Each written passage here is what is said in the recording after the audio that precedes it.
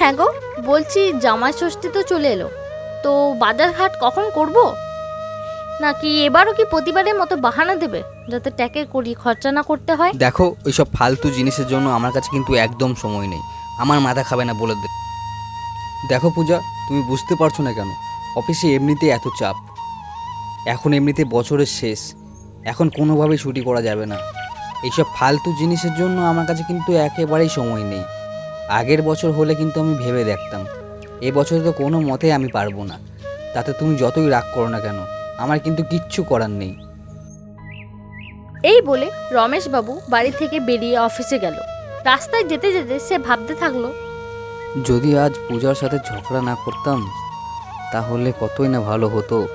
সারাদিন মেয়েটা আমার জন্য এত খাটে। এদিকে প্রতাপপুরে পূজার মা মেয়ে জামাই আসার আনন্দে কাজ করে চলেছেন।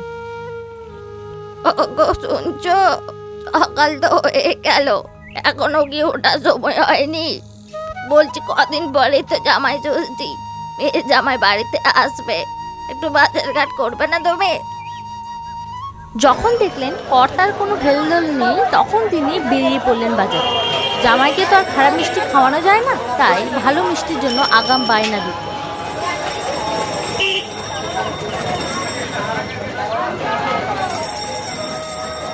এই যে বলা, পরশু জামাই ষষ্ঠী, ভালো ভালো রসগোল্লাগুলো তুলে রাখবে, আমার মেয়ে জামাই আসবে। এদিকে পূজার মা জামাই ষষ্ঠী আসার আনন্দে দিন গুনতে থাকে। সকালে রমেশ বাবুর সাথে পূজার ঝগড়ার কারণে পূজার মন খারাপ, তাই সে মন মরা হয়ে বসে আছে। ঠিক তখনই রমেশ বাবুর আগমন হয়। আচ্ছা ঠিক আছে, যাও যাও, এরপর ব্যাগ গুছিয়ে নাও। আমি একদিনের বেশি কিন্তু ওখানে থাকবো না। তুমি জানো আমার এইসব কিছু ভালো লাগে না। এই শুনে পূজা অনেক খুশি হলো। সে ভাবলো রমেশবাবু হয়তো অনেকটা পরিবর্তন হয়েছে। তারা হাঁটা দিল পূজার গ্রামের বাড়ি প্রতাপপুরের উদ্দেশ্যে। শহরের ইট কাঠ পাথর ছাড়িয়ে তারা গ্রামের রাস্তায় প্রবেশ করলো। প্রবেশ করার সাথে সাথে মাটির মিষ্টি গন্ধ পূজার যেন অনেক চেনা লাগলো। পূজার যেন আর তর সইছে না, কারণ গত 1 বছর ধরে সে এখন অবধি বাপের বাড়ি আসে। হাঁটতে হাঁটতে পূজারা তার বাড়ির সামনে উপস্থিত হলো এবং রমেশবাবু বললেন,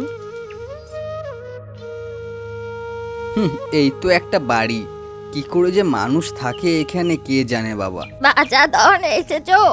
অনেকক্ষণ ধরে তোমাদের পথ চেয়ে বসেছিলাম, এই একটু আগে ঘরে গেলাম। এসো এসো, বাইরে অনেক রোদ, ঘরে এসো, বসো। এদিকে তখন ঘড়িতে বেলা 12টা। গ্রীষ্মের দিনে পূজার মা রান্নাঘরে রান্না করছিলেন জামাইয়ের জন্য। জামাই তখনই রান্নাঘরে প্রবেশ করেন এবং কি চিন্তা করতে থাকেন। এত গরমে মা রান্না করছে আমাদের জন্য, আমি কতই না খারাপ করি এনাদের জন্য। বছরে একটা দিন যদি আমরা এলে এনারা এত খুশি হয়, তাহলে এই একটা দিন কি আমি তাদের উপহার দিতে পারি না? সবই পারি। এসো বাবা, খেয়ে নাও, বেলা তো অনেক হলো। আয় রে পূজা মা, আয় খেয়ে নে, তারপর আরো অনেক কাজ আছে যে। এই বয়সে এসেও কেমন মা এখনো অফুরন্ত কাজ করে বেড়াচ্ছে, শুধুমাত্র আজকের দিনটার জন্য। বলো, আমরা এখানে না এসে কতই না ভুল করি। দুপুরবেলায় রমেশ বাবুকে পূজার মা যত্ন সহকারে খেতে দিলেন। তিনি যতটুকু আয়োজন করেছিলেন তাতেই রমেশবাবু তৃপ্তি ভরে খেয়েছিলেন।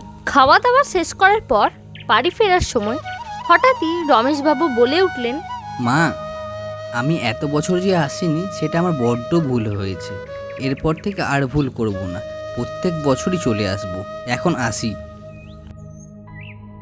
সাবধানে যেও বাবা জীবন, আবার এসো। হ্যাঁ। পূজারা চলে যাওয়ার পর পূজার মা রাস্তার দিকে অনেকক্ষণ তাকিয়েছিলেন, হয়তো মনে মনে কিছু ভাবছিলেন। আজকের এই গল্পটি এখানেই শেষ হলো। এরকম আরও অনেক সুন্দর সুন্দর গল্প পেতে অল্প ভূতের গল্প চ্যানেলটিকে সাবস্ক্রাইব করুন এবং পাশে থাকুন।